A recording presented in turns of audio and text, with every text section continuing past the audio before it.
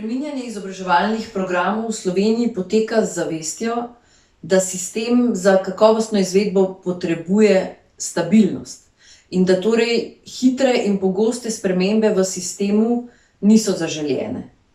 Obenem pa spremembe potrebujejo usklajenost s stroko.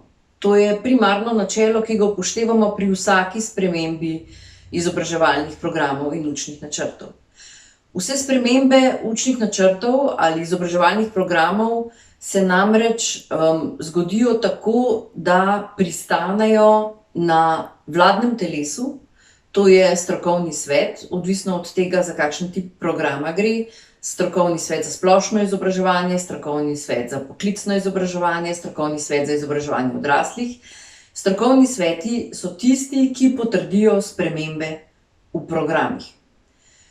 Brez potrditve minister pač ne more spremembe tudi uvesti.